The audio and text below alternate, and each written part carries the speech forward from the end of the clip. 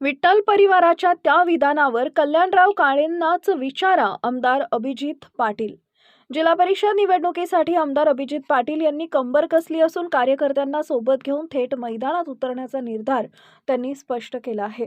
जिल्हा परिषद निवडणुकीत दोन्ही राष्ट्रवादी एकत्र येऊन लढण्यासाठी प्रयत्न सुरू असल्याचे संकेत देत त्यांनी राजकीय गणित बदलण्याचा इशारा दिलाय. दरम्यान विठ्ठल परिवारातील नेत्यांच्या भूमिकेबाबत सावध प्रतिक्रिया देत आमदार पाटील यांनी सूचक पण घणाघाती विधान केलं. विठ्ठल परिवार राहिला आहे का, हे कल्याणराव काळे यांनाच विचारा, असं म्हणत त्यांनी राजकीय वर्तुळात खळबळ उडवली. या वक्तव्यामुळे जिल्हा परिषद निवडणुकीचा माहोल अधिक तापणार असून युती आघाडींच्या हालचालींना वेग येण्याची चिन्ह दिसत आहेत. परवा दिवशी राष्ट्रवादी काँग्रेस पक्षाची बैठक झाली. त्यामध्ये राज्याचे उपमुख्यमंत्री अजितदादा पवार साहेब यांच्याकडे खासदार साहेबांनी आम्ही सर्व आमदार साहेबांनी आमच्या पक्षाचे नेते असे सर्वत्र बैठक झाली आणि दोन्ही राष्ट्रवादीच्या वतीनं त्या ठिकाणी एकत्र लढण्याची निर्णय झाला. मग काही ठिकाणी गाड्या, काही ठिकाणी तुतारी असं लढण्याचा निर्णय झाला आणि आम्ही आता त्या ठिकाणी निवडणुकीला सामोरे जातोय. हे काय आहे की अपेक्षित उमेदवारापेक्षा इच्छुक असणं आणि निवडून येणं, जे निवडून येणारे उमेदवार आहेत त्या क्रायटेरियानुसार आम्ही त्यांना निवडणुकीची उमेदवारी देणार आहे. आम्ही जे आमच्याकडे उमेदवार आहेत ते आम्ही एकत्र येऊन त्याबाबत निर्णय घेणार. आता आमची इच्छुक जे आहेत त्या सगळ्याला घेऊन विश्वासात तो निर्णय घेतला जाईल. मुळामध्ये काय आहे, पक्ष हा आम्हाला त्या ठिकाणी जो निर्णय दिला आहे त्या निर्णयाशी आम्ही आमदार असल्यामुळं त्याच्यासोबत राहिला विषय. मागच्या वेळेस आम्ही तुमच्याकडनंच कोणाकडे ऐकलं होतं की विठ्ठल परिवारात काय राहिलं नाही ना, आम्ही पक्षावर चाललोय म्हणणारी. आता त्यांना परिवार आठवायला लागला का त्यांच्या सोयीसाठी?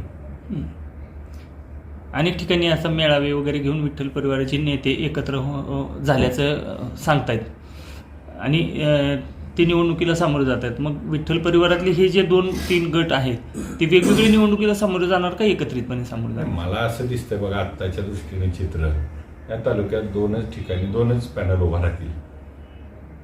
त्या पॅनलमध्ये औचित्याचा मुद्दा असेल की कोण कुठल्या पॅनलमध्ये जाते आणि कोण कोणाचा विचार सोडून जाते आणि कोण स्वतःच्या उमेदवारीसाठी कोणाकडे लोळावणं घालते.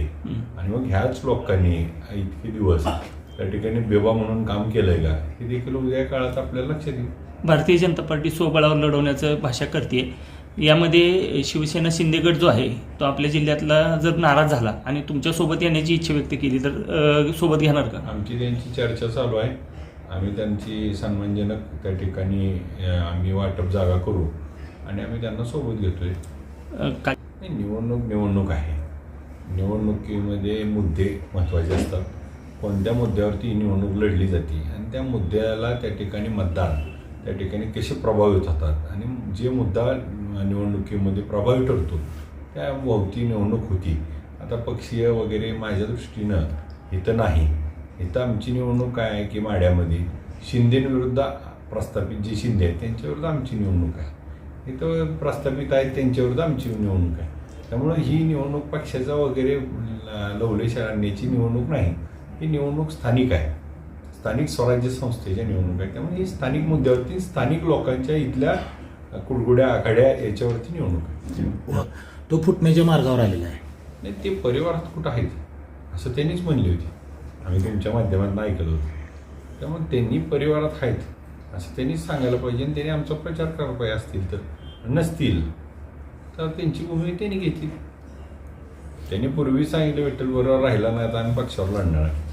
मग आता परिवारच काय सांगायचं? भगीरथ बालकेंची भूमिका काय असं? त्यांची भूमिका त्यांना विचारली पाहिजे, मी कशी सांगणार? नाही, मध्यंतरीच्या काळामध्ये यापुढील निवडणुका एकत्रित लढणार म्हणून सांगितलं होतं, तर आता भूमिका काय असं? आता त्यांची काय माझी अजून तर चर्चा झाली नाही. त्यामुळे मी आता त्यांच्याबद्दल कसं सांगणार?